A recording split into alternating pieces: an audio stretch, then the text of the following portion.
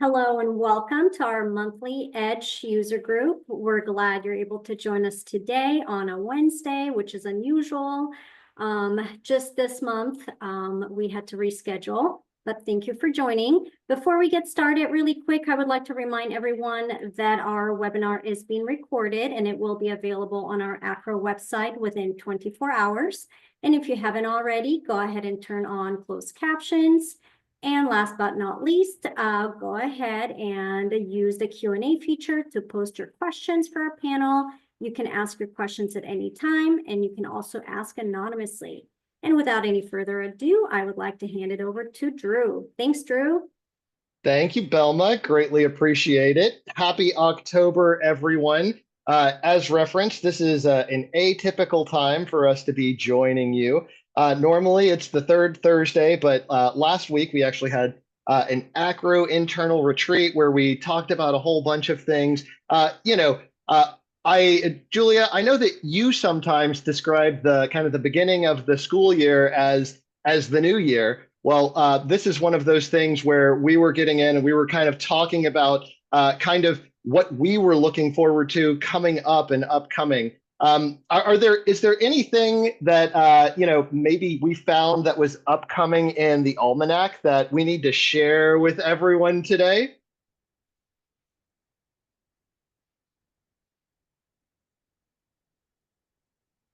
Can you hear me? Can you hear me? There you are. There you are. There you are. There you go. Yes, I first I want to ask, I don't know if last Wednesday, anybody was outside and happened to see the incredible moon that we had, but it was amazing. I happened to be on a flight to Wisconsin, and as we came in to land, I looked out the window. I had a window seat, which almost never happens. And the moon was just huge, but it was one of those daytime moons. And I wish there was a word for a daytime moon, when they're kind of papery looking, but you can see them in the sky and still light out. And it was amazing. And then I got into an Uber and I was traveling to the hotel where I was going, and night had fallen. And that moon was just magnificent. It was so big and it was right there. And it turns out that's the Hunter's moon, which is the first moon, full moon after the harvest moon, and it was a super moon, and it was the closest super moon we were going to have this year. So I thought I've heard of harvest moons. Yeah, I didn't, but this is the Hunter moon. The Hunter moon, right? And it's supposed to suggest, it's a time of year where wildlife is sort of fattening up, and hunters would normally start to go out and hunt for their game for the winter. Also an indication that winter is coming. So for those Game of Thrones fans out there, winter is coming. But yes, so that was the big thing I learned today. It's also National Event Planners Day, which is a big day here at AACRAO. So we had to celebrate some of our fellow staff who are truly phenomenal event planners for us, and we're very grateful for them. So that's about it, though. Well, so what we're going to be going into today is talking about the insights and the research that the International Education Standards Council has been working on. As we've been going through, on the next slide, we talk about some of who these folks are, or what they really add to the field, to the conversation. These are volunteers that are coming in and want to go in and look at primary sources, want to really provide their recommendations based on their experience in the field. And that's the kind of thing that gets published in EDGE, and you get an opportunity to chat with them and ask questions directly here in our monthly EDGE user groups. Something that I'm just kind of curious about, we do like to run a little poll just to see who all is here. I would love to know if you've been to one of these before, what segment you're representing out in credential evaluation world. And let's see, Belma, could we go ahead and start that poll? And the last one is wanting to know if you actually, or the first one, is if you're already an EDGE subscriber. If you're not, there is a way to get a free trial so you can go in and understand how you might use this tool in your day-to-day purposes. But today, we're going to have what we suspect is going to be a robust conversation We think that there's going to be a lot of great questions that are generated. And as Belma mentioned in the introduction, please go ahead and submit questions in the Q&A and get the chat going down in the chat. That's where, you know, you can have a little bit of fun going back and forth. Julia's talking about all those animals fattening up. She's talking about the hunters going out. I've got a couple of kids that are getting ready to go out to hunt their favorite kind of game. Candy is coming up to celebrate for any of those out there that celebrate Halloween. We have a Sonic the Hedgehog and we have a Mandalorian that are going to be going out in search of their candy. So let's go ahead and close that poll and see what all we have here. Many of you, 95% of you, are already Edge subscribers. Thank you all. For those of you that aren't, like I said, there is a way to get that free trial if you want to go in and check it out. For those of you that are joining us for the first time, welcome. We like I said, we do this every third Thursday is generally how we do it. This is just a one-off where it's, you know, on a Wednesday where we're really trying to make it difficult for you to follow where it's going to be. Third Thursday is when we're generally going to be here.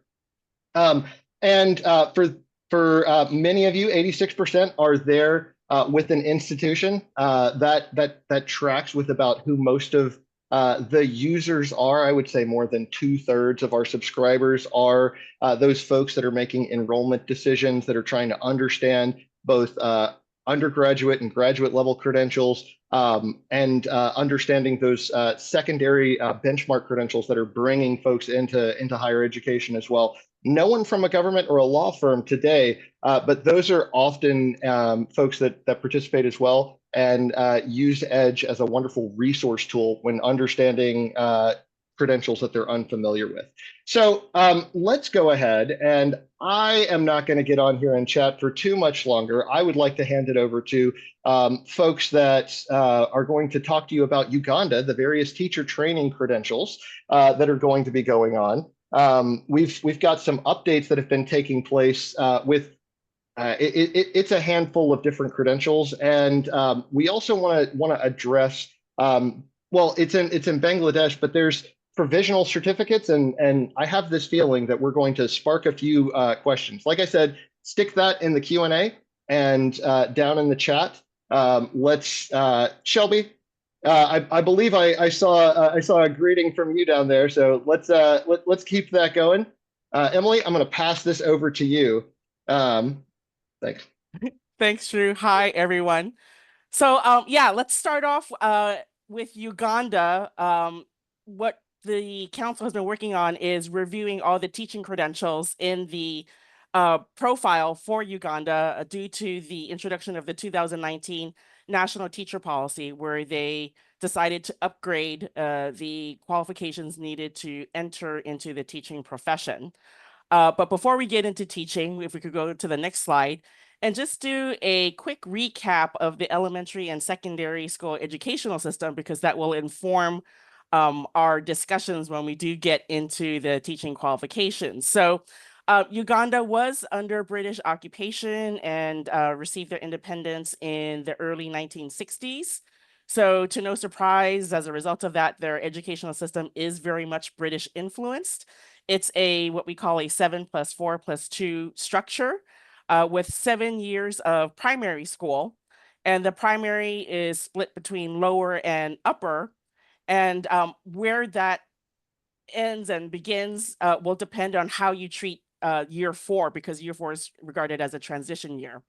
But nevertheless, the bottom line is that primary school ends after year 7, and then you do another 4 years, which gives you a total of 11 years. That leads to the Uganda Certificate of Education. So that's kind of like, you know, what you see with the British system with the GCSEs. And so that does mean that in Uganda, if you want to move on to university, you do have to do an additional 2 years, which is referred to as forms 5 and 6 here, leading to the Uganda Advanced Certificate of Education. So these are things you want to park in the back of your brain. The UCE, which is the Uganda Certificate of Education, representing 11 years, and then the UACE, which is which represents 13 years of study. All right, so now with that, we have that under our belt. Thank you, Velma. On to this next slide.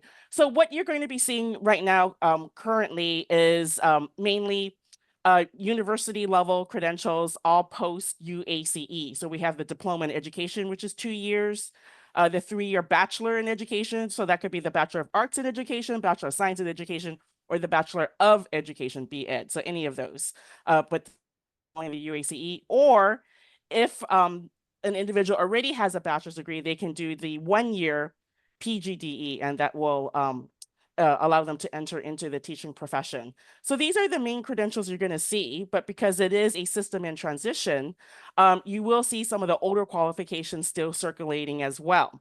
And so these are the grade 3 teacher certificate, grade 4 teacher certificate, and grade 5 teacher certificate. So these are mainly taught at teachers' colleges. And so the grade 3 allows holders to teach mainly at the lower primary level. And then if they do an additional year, then they can get the grade 4 teacher certificate and teach at the upper primary level. And then for those who want to teach at the secondary, then it's going to be the grade 5 teacher certificate.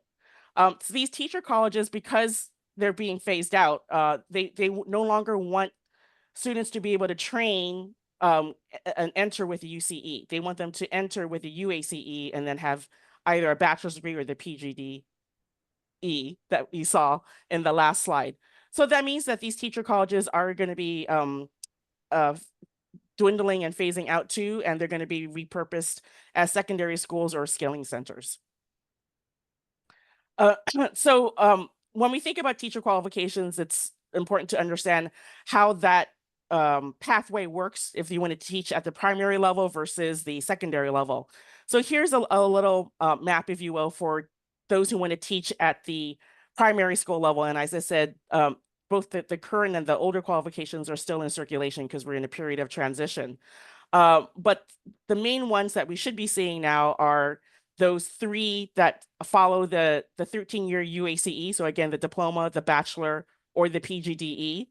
But for the older ones, it is actually the grade 3 and grade 4 certificates. Grade 3 being 2 years after the UCE, and then the grade 4 most typically being 1 year following the grade 3 teacher certificate.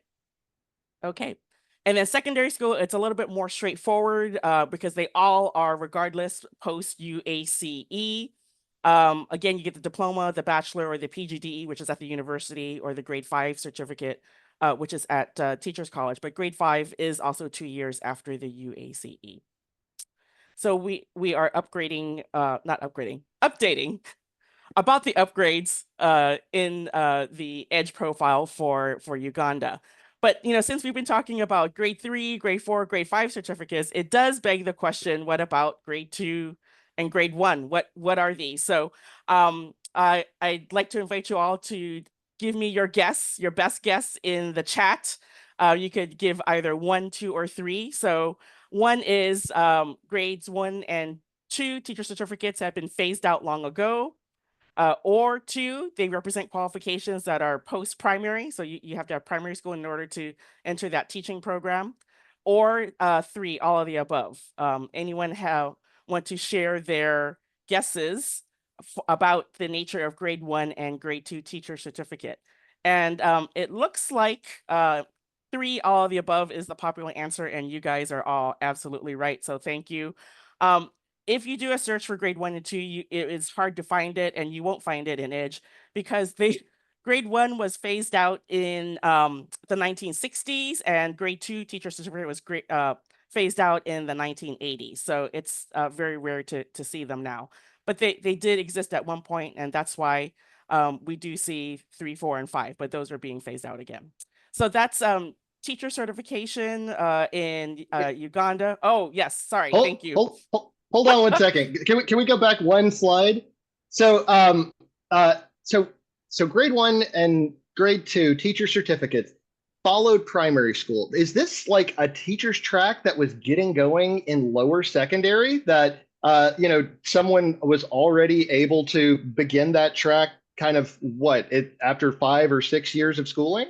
So what would happen is they would do the 7 years of primary and then do another, let's say, for example, 4 years. And then that which you could argue that they completed secondary school or secondary vocational track. And they would end up with this teaching certificate which allow them to teach at the primary level, but you can't do that anymore. And the thing is that Uganda wasn't the only country where you would see this. You would see this in other countries where they just needed a secondary school. I'm gonna put that in air quotes if you can see my fingers. A secondary school level qualification to teach at the primary level, but then it would all move up and upgrade throughout the decades, so to speak. So Uganda wasn't unique in this regard. Hey, thank you for that background. I love hearing all of that, just like history about just all of this. Yes. But what I did forget to mention, so I'm glad we're now pausing at this slide, is that as I mentioned, the bachelor's degree in education is 3 years in Uganda, but there has been talk of moving it to 4 years, namely being 3 years of study followed by 1 year of internship. So there have been a number of ministerial representatives which has referred to this 4-year bachelor's degree in education, but when you go to the university websites, you do not quite see this yet reflected. And what you do see is a 3-year bachelor's degree, but it's predicated on for individuals who already have a pre-existing teaching credential. So what it is they're upgrading it because with the 2019 national teacher policy, they have 10 years or until the year 2030 to upgrade their credentials to the bachelor degree level or PGDE.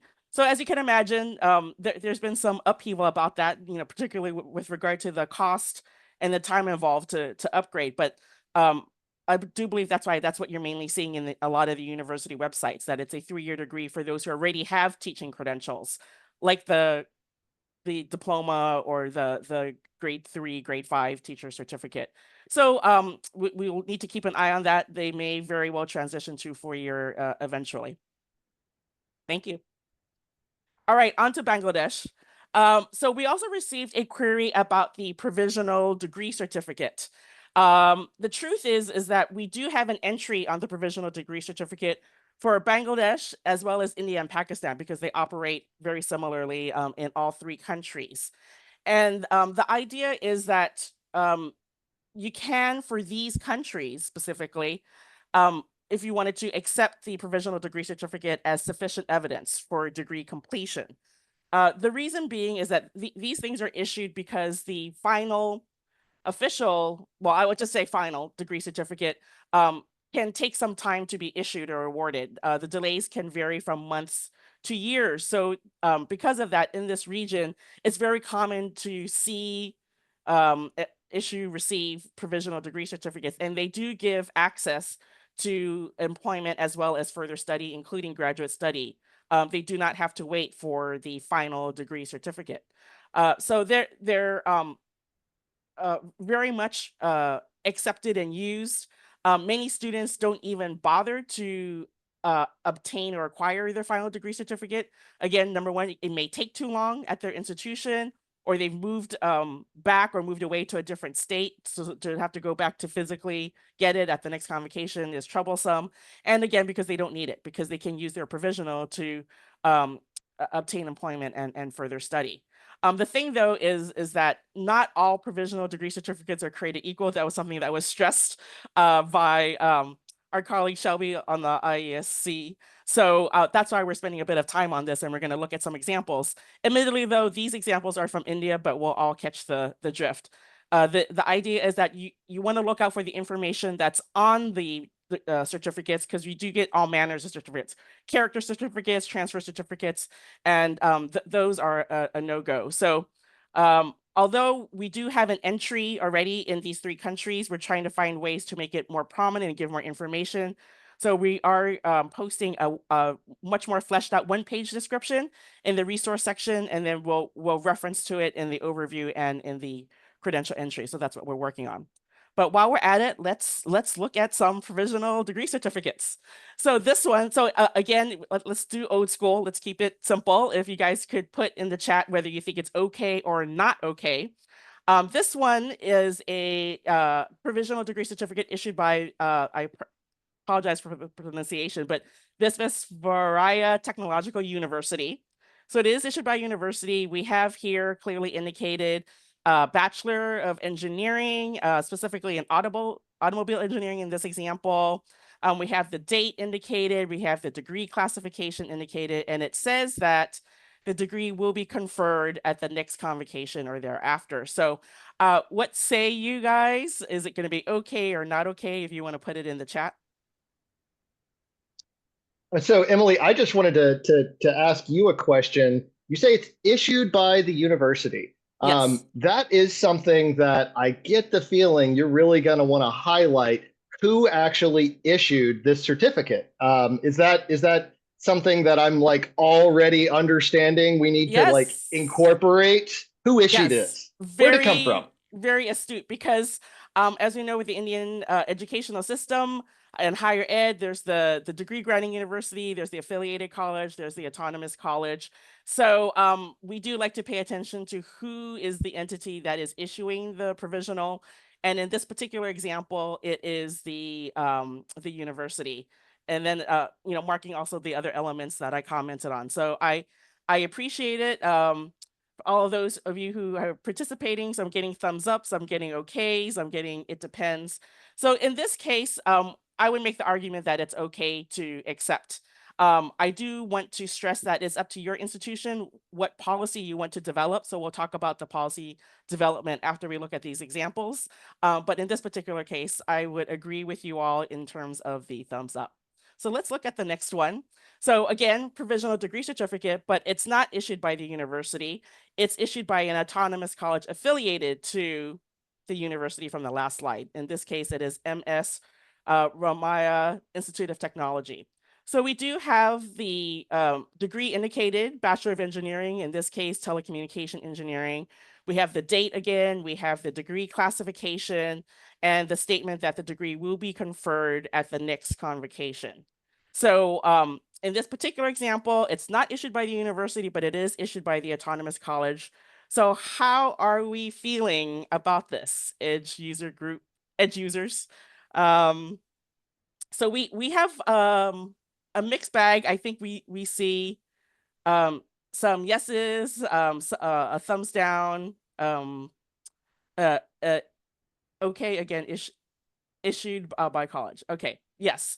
So in this particular instance, we would argue that it is okay because it is an autonomous college, which has more autonomy and power, I guess.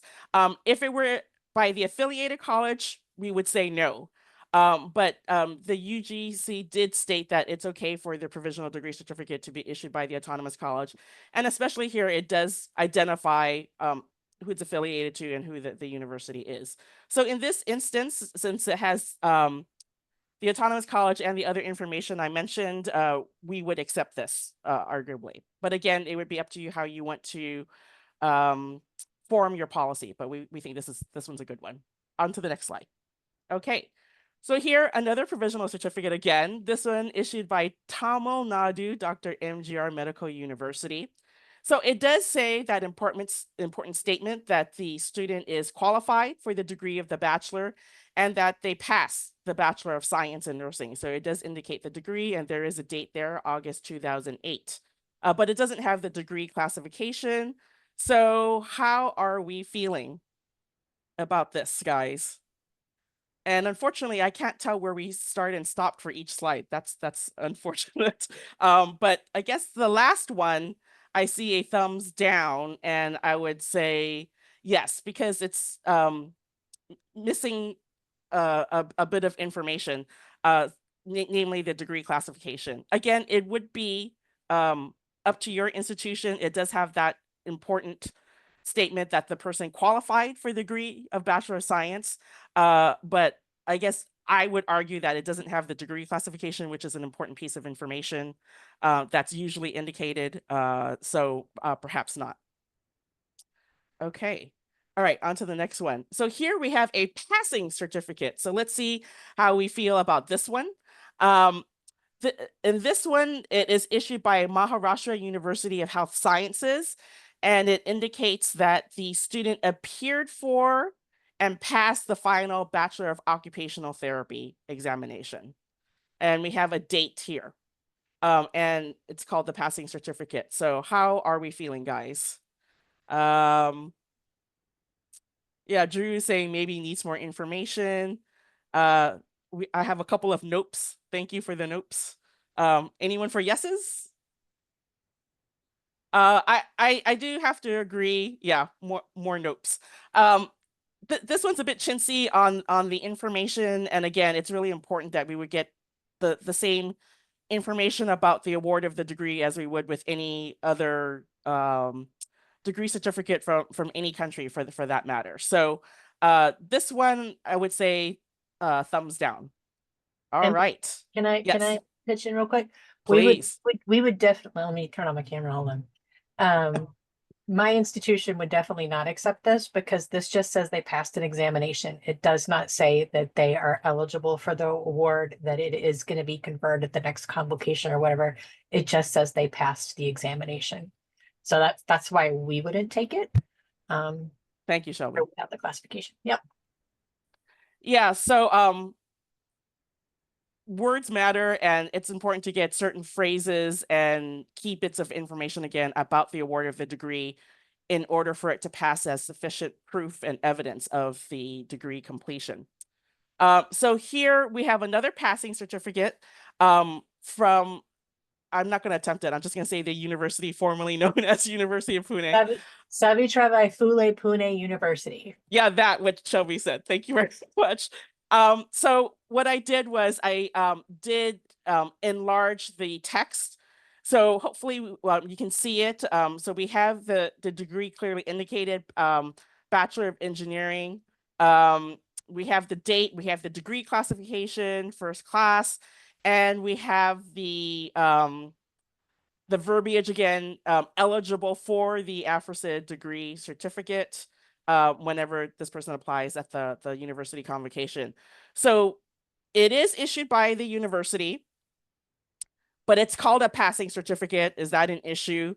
But it does have a lot of the key elements that we're looking for in the text. So how are we feeling? I have a no and I have a yup. Another yup. Another yup. Okay, I see this trending. Ooh, a no. Ooh. This one is contentious, huh? Maybe.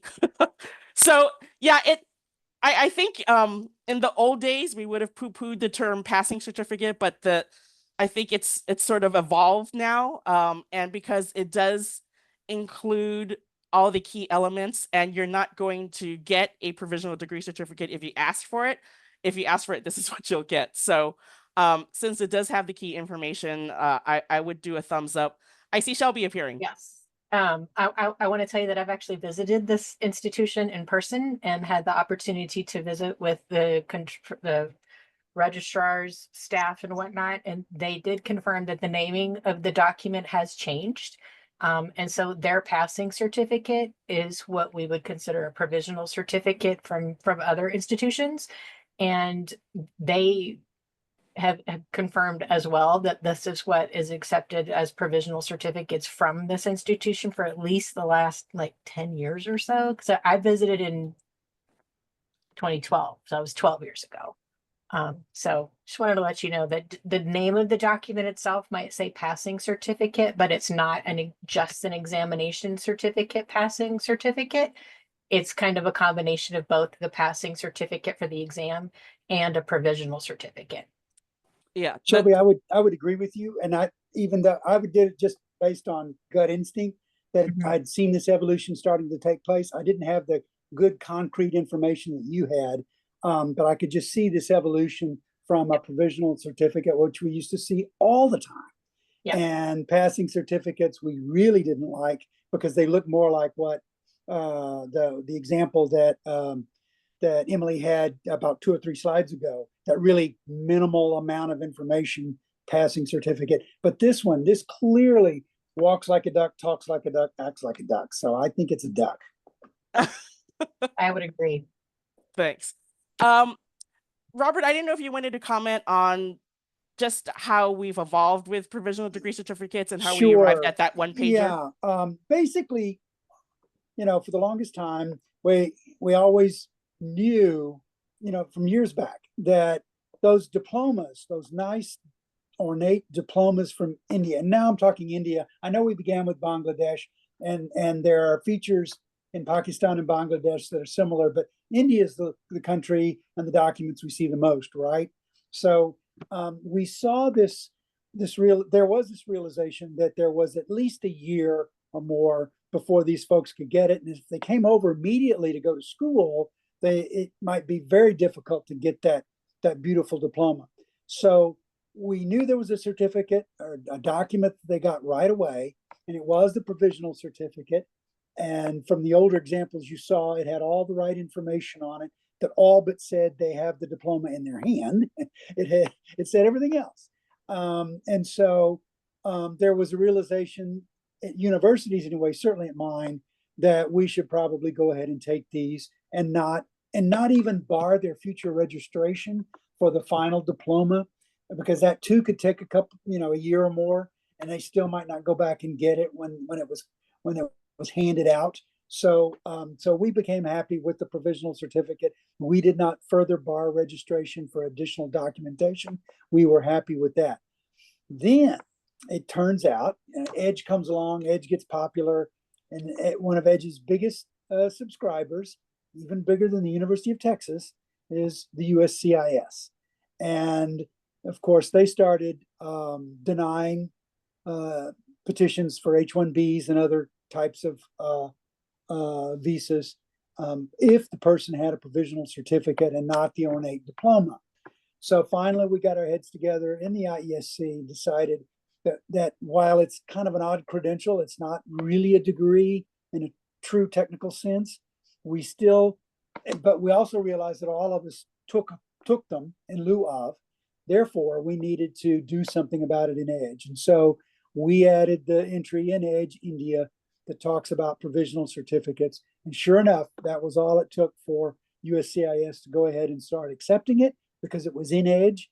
Then we, of course, needed to approach a deal with Pakistan and Bangladesh, and that's part of why you're seeing that this is on the agenda for the day. But that's kind of what happened in India. And I think what happened in India sort of led us in the direction of what we needed to do to other universities in the subcontinent in different countries that use that same sort of concept. And the thing that was worrisome to me was this transition to a passing certificate, which I didn't like because I was so hung up on the word provisional. But it was clear the universities weren't doing this. I'd even heard the rumor that the colleges where they studied would do a provisional certificate, but that the university that administered the exams and awarded the degree would give a passing certificate. So that had me sort of confused. And finally, it started to sort itself out into this beautiful example that you see here.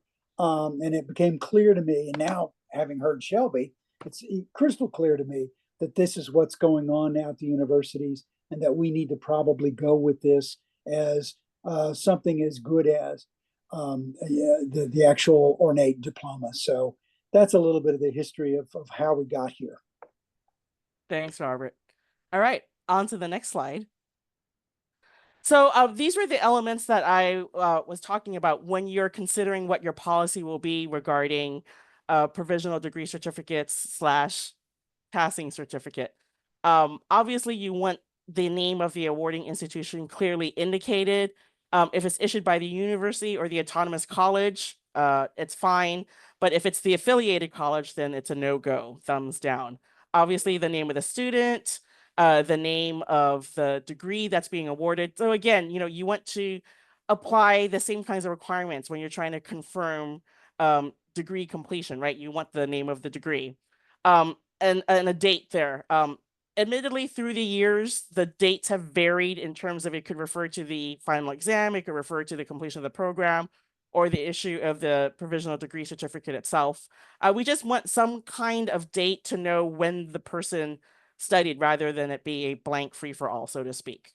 A degree classification, because when they graduate, they get a degree classification or final CGPA, so that's important. And then the key phrase, sometimes it will be conferred at the next convocation, or it might be eligible for the degree. But either of those, it's a clear indication the person's passed, the person is receiving the degree. It's just the technicality of attending the convocation, if you will. But for all intents and purposes, the person has received the degree. So those are the elements that we would recommend you look for. And that's it on provisional degree certificates. So thanks for that, Emily. One of the things that I had heard you mention earlier was that development of one's own internal policy and it being consistent. And I heard you mention that just a couple of times through there. It is something that we do provide information and training on with when you are trying to develop some of those policies. I encourage you to look through some of our training opportunities and our online courses that you can take at when is available, when you have time. And just a couple of things that I would just highlight for you. You know, you have been put into your position for a specific reason. You are supposed to be empowered to provide good information. And so it is right and appropriate, just like we're doing in EDGE, to change your policy when there is better information that becomes available. We're not going to make that mistake again moving forward. And so speaking of moving forward, coming up, we've got a few different webinars. Belma mentioned earlier that we're going to get this webinar posted on the website for you. But if you want to check out anything else, you'll just register for free for any of these, or you can go in and look at all of our archived webinars, search through various different topics. There's a lot of good stuff in there. Julia, is there anything in particular that you want to talk about that we have going on at AACRAO right now? I just wanted to highlight for everyone that we've got these webinars here, but if there were any other things at AACRAO, I wanted to give you that space. And if not, I have a feeling that we have maybe a few questions. If we're not going to be doing anything else, let's go on to the next slide and talk about how when you have specific questions that you can't ask the IESC directly, where you're not in this real-time place where you can connect, we encourage you to go and pose your questions if you're an AACRAO member within the AACRAO Exchange. There are various communities there where you can discuss with colleagues. There are content experts, AACRAO employees, other colleagues in the field. All of this is available to you as an AACRAO member. And we've opened up so that if your institution or your organization is an AACRAO member, those AACRAO memberships are now unlimited. An EDGE subscription is not an AACRAO membership. We'll give you a discount when you come over and you get that EDGE subscription, but an AACRAO membership has all kinds of great details, all kinds of great benefits, including a discounted AACRAO EDGE subscription. But let's go on and let's talk about some of the questions that we got in here. Let's see. Oh, Drew, Hey, if I could interrupt, sorry, because I'm just looking through the chat now. And I just wanted to repeat, I think it's just worth repeating what was said in the chat. So there was a question about, let me see, if the term passing certificate is used now in place of provisional. And that isn't the case. Provisional, you would still see more commonly, but you can see passing also. As Shelby indicated, it's really up to the individual university. So that's why you really want to pay attention to those elements that we showed in that last slide. There was also a question. Was there anywhere else, and this is just anecdotal at this point, but Shelby mentioned she was able to specifically confirm that this is the name that one institution has decided to go with. There are many, understatement, institutions within India. Is there any other language that you've heard used, or is it generally provisional, and Pune is the only one where we've heard passing? I feel the overwhelming majority of instances will still be provisional, and then you might see a smattering of, like, the passing. Pune is the I guess the most famous one that I know of and can refer to. But I think the idea is to I guess keep an open mind, so to speak, and look more for those elements, I guess is what I would argue. I would agree with that. I do think that it's primarily Pune that is using the term passing certificate. Most everybody else says provisional certificate. But as I put in the comment to Sipra's question in the chat, you really have to pay attention, because even if it says provisional certificate, it may just be an exam pass certificate, not a provisional certificate that you would be able to accept in lieu of a diploma. So you really just have to pay attention to what it is that you're seeing, or receiving from students or receiving directly from the institution. Read it carefully and see if it has those points that your institution or your organization decides has to be on there in order for you to accept that in place of the final diploma. And then Are there, oh, go ahead, Emily. no, I was just gonna thank Sarah who asked, will this guidance for provisional certificates be in EDGE? So it's not under the credential entry, because the credential entry has I guess specific data points, but as I mentioned, we are doing a more fleshed out one pager that will be included in the resources section, and the credential entry and the overview will reference or link to that. So that's the plan. Robert? Oh, I was just going to echo what Shelby was saying a moment ago. It seems to me if it's a passing certificate, but contains all that good information Emily enumerated, I think you're probably in pretty good shape. So that way you can get ready, as Shelby said, to be flexible when somebody besides Pune, sends one your way. You'll say, well, now, wait a minute. Could this be that University of Mumbai or somebody is now using passing certificate in lieu of provisional certificate? And if it has all those points on there, it seems to me that you could probably go ahead and make that assumption and be happy with that. Over in Q&A, I noticed a couple of things I was going to quickly pick up on. They're very brief. One was, should we require UACE for admissions at a university? And then the second one was, what about Nepal? Is that treated the same way? Let me take Nepal first. I've seen a lot of those. I may have seen one, but I haven't seen very many provisional certificates, let alone anything like a passing certificate from universities in Nepal. First of all, they're not very many. There's only about half a dozen or so or less.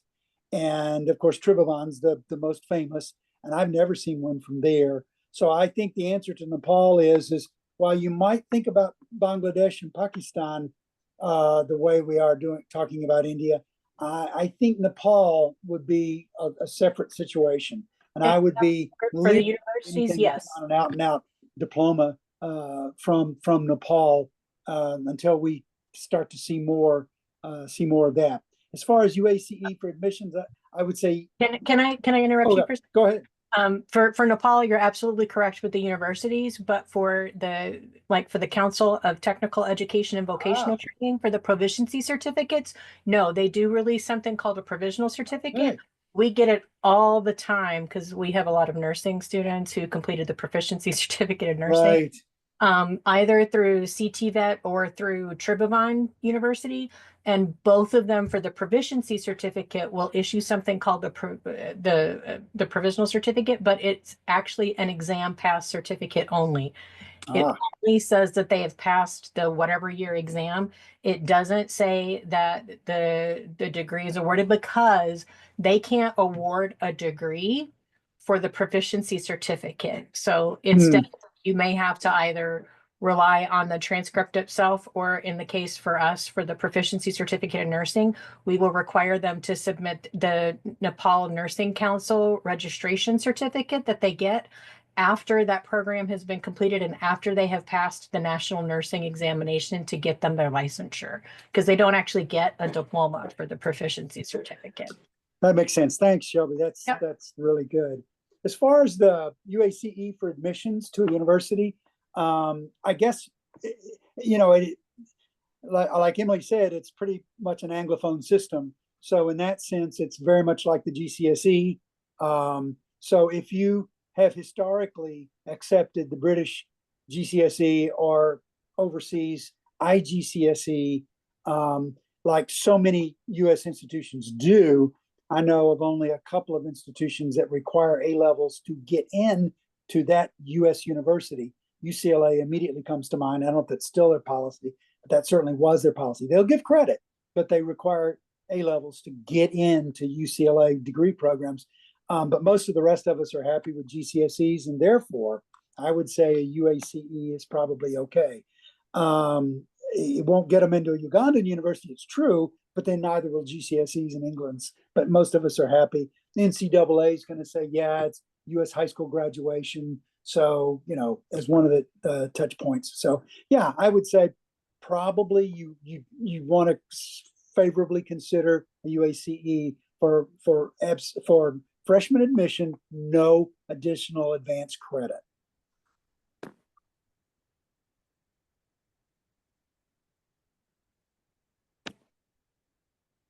Anyone There else was want to another one comment? there about Scottish hires.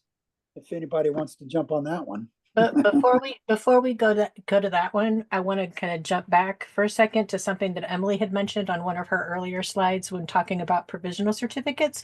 One of the bullet points or one of the parenthetical notes that she mentioned just said no character certificates, no transfer certificates.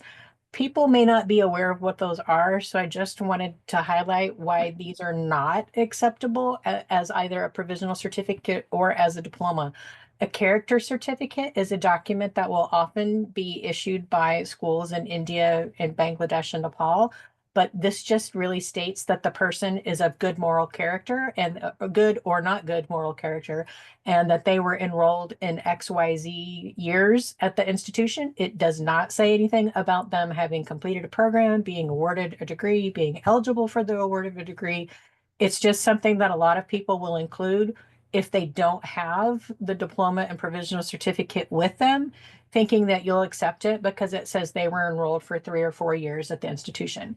The transfer certificate is a little bit different in that it says that this person has no obligations to the institution anymore, that they were enrolled from X year to X year, and it may tell you what program they were enrolled in. And it says that the institution doesn't have a problem with them transferring to another institution. Again, this does not tell you that they were awarded a degree, that they are in the process of being awarded the degree, that they're going to be given it at the next convocation, et cetera. It just means that they don't have any financial obligation left to the institution, and that they can either transfer out to finish their degree someplace else, or more likely that they can then be admitted to another institution to a different degree, say that they're going from a bachelor's degree and now they want to be admitted to a master's degree. They have to provide this document to prove that they don't have any obligation left to the school. So I just wanted to point those out before we moved on to Scotland.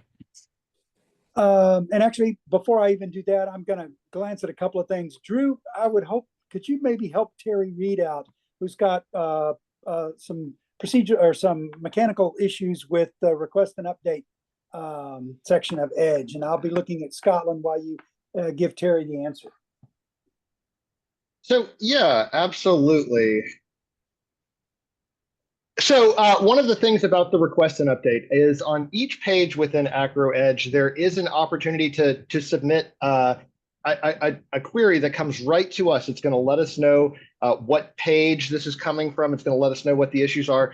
And one of the things that we want to do is to be able to show you when there's been a kind of a substantive update to that page. And so what we have are these bookmarks. And the bookmark feature, you're going to bookmark when you're logged in a country, and then the way it's supposed to work is that when there is a relevant update made for that country or system, if there's a unique education system within the borders of a nation state, we like to reflect that also. And so when there's one of those relevant updates, the bookmark is supposed to trigger and give you a notification that the next time you log in following that update. We had an update ourselves within AACRAO EDGE, and what we found, and you guys can check this right now, your bookmarks were not functioning as we wanted them to. And we were able to go in, and we're working with our vendor to get that resolved. You should see that all of your bookmarks that you made in the past are retained. You should see that you're able to now make and save new bookmarks. But Terry, what's going on with you is that any updates that were made, they didn't, I guess, if you had anything bookmarked, they wouldn't have gone through, and I don't know the timeline over how long this has been malfunctioning. So what I can highlight for you is that At the last Edge user group, we actually did talk about the CXC grading, and that was one of the things that we did receive from you. And so I can at least in this anecdotal experience talk about we received the query, but I don't think any response would have come through our system, and we're actively working on that. Robert, I think that kind of summarizes and also gives an update for everyone else what we have going on with that bookmark issue here within AACRAO Edge, and how it's designed so that when you submit these updates, you're going to get that notification yourself when you're logging back in, rather than getting an email from one of us. You're going to get that notification from the Edge system. Is how that will be going. Thanks, Drew. That really helps, because I certainly couldn't answer that question. And we just had an Edge retreat in which we talked technical things. But let me turn to Megan Banford's question about Scottish hires, advanced hires, and so on. Basically, the council and the author, the original author, I can't even remember who it was, of Edge Scotland, largely see Scotland differently from the UK, more like Ireland, where it's a 12-year system that does not absolutely assure examinations at the end of 13 years. And so therefore does not recommend credit for Scottish hires. Now I've sort of always, being a dinosaur, I always thought that Scottish hires could receive credit. In fact, in the ancient Scan to Edge 1976 book by Stephen Fisher, a fabulous book, as dated as it is, he says that 2 Scottish hires are equal to 1 A level. And I sort of always took that as gospel. And I'm going to make a confession before it looks like 85 people or so, plus my colleagues here, the additional dozen or so of us. And that is that I accept a bachelor's degree, 3-year bachelor's degree from Scotland. I don't from Ireland, but I do from Scotland because of Scottish hires, even though they're no longer, the old Scottish hires are no longer given. They're now into advanced exams and certificates and so forth. So I wouldn't, Megan, say you absolutely want to give credit, because we don't suggest it in Edge. And I don't so much give credit at UT anymore for the Scottish hires, as I simply let them buttress the 3-year Scottish degree, enabling me to go ahead and accept the few that I see, the very few that I see, accept them for possible graduate admission. So I now want to transition somewhat. Sorry, Robert. Move on to one that Sarah Kaup has asked. Yeah, Robert, sorry, if I could just round off the Scottish discussion just quickly. So I think the tricky thing about Scotland is, number one, you don't get a lot of them. And they have had some changes over the years. You see intermediates and other terminology. Right.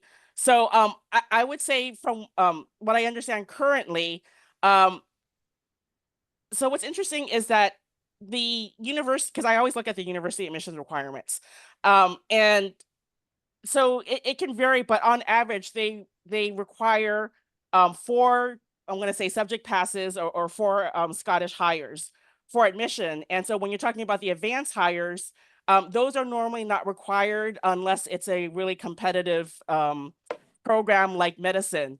So traditionally, as Robert was saying about the dinosaurs and whatnot, over the years, there hasn't been a lot of advanced credit given for advanced hires, but I feel as though personally an argument can be made because students can move on to university on the whole with a minimum normally of 4 hires. So if they have advanced hires, that means that it's knowledge beyond hires, and that it's normally not compulsory, only for competitive programs, again, like medicine. So that's hires versus advanced hires in current day Scotland. So then we can move on. That's great, Emily. Thanks for that a lot. Sarah, in terms of what Sarah is wondering about is they're thinking about giving transfer credit for 13-year systems. I guess we could say clear 13-year systems like the UK, but there are others. Italy, for example, is another example of a clear 13-year system leading into the Laudia university programs. But does anyone have any tools or references in setting transfer benchmarks? And of course, you know the answer to this one, Sarah. It's going to be, it's institutional policy. It's up to the institutions. EDGE is certainly a tool to use where we make recommendations. We try to be specific, but in the case of A-levels and stuff, we're a little less so. We say a year sequence in that subject. So chemistry 1 and 2, 8 hours, something like that. That's traditionally the approach that's used. But then some of the other systems get a little difficult. If you want to give credit for the 13-year Norwegian Vietnam for Navigatorskole, you need to look at the exams and decide how you're going to approach transfer credit or advanced credit that way. In the old days for German Abitur, what we did was we took a look at the exams, the Prüfungsfach, and gave credit for that rather than the individual courses of 13-year of grade 13. So these vary. I would urge you to look at a number of different tools that offer advice on doing that. IERF has published some good ones. There are 2 country volumes that are so good.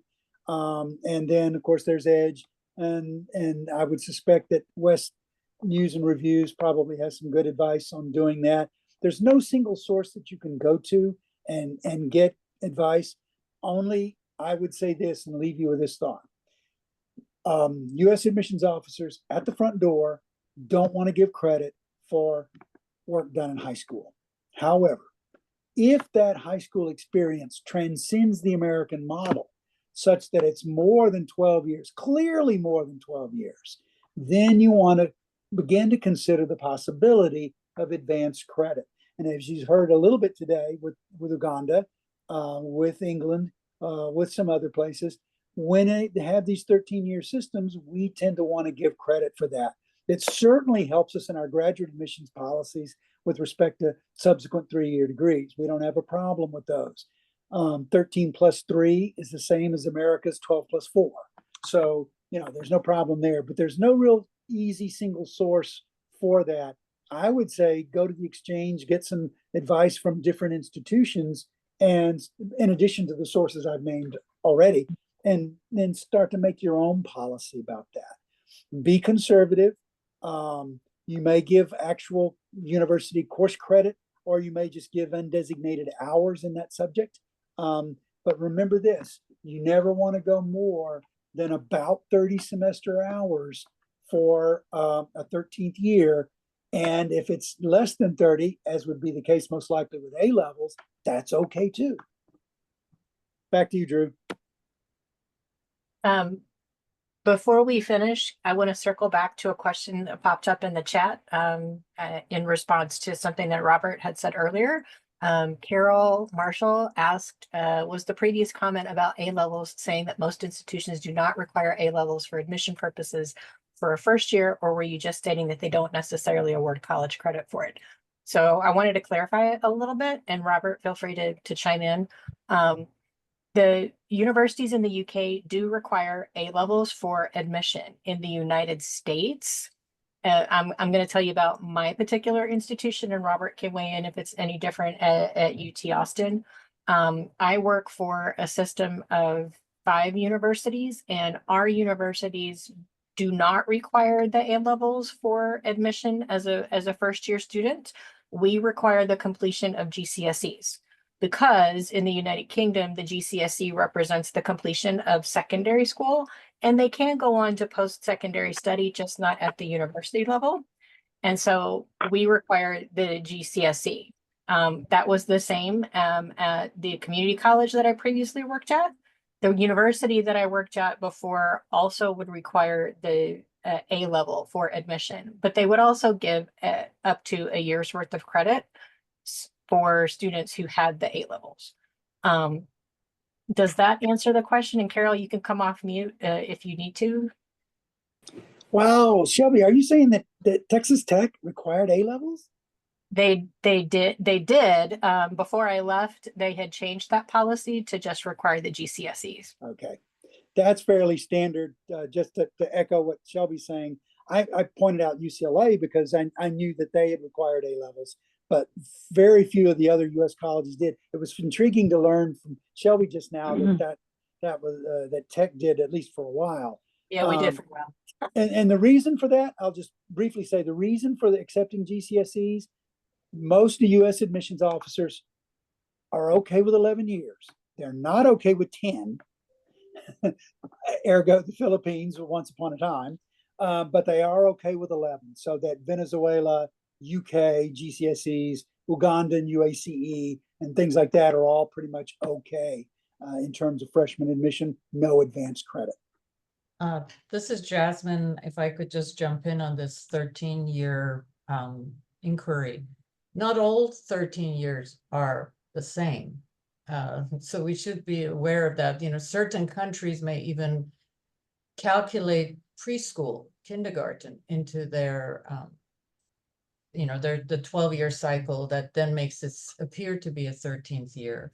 And some even who have a 12th year have an exit exam that they consider to be a stronger exit exam that warrants advanced standing. And I think the country that comes to mind is Lebanon with its baccalaureate credential, that we know there are a couple of universities in Lebanon that are US accredited, US institutions that are recommending some transfer credit for the back. But universities in Lebanon, the actual Lebanese universities under the Lebanese education system, do not. They require it for freshman admission. So I think we have to be very careful about kind of what we talk about when we're thinking of 13th year or 13-year programs. Not all really are 13-year. And Jasmine, you are so right. programs. You and I worked on the Sri Lankan case where we Right, not a right, 13 system. right. So, yeah. But we better give it back to Drew because we're, I think, past the hour. Wow, this was a great session. Actually are giving it back to me, and we just want to thank everybody for being here. And we do hope to have you here at the regular time in November. So thanks all for being here, and the recording will be up later.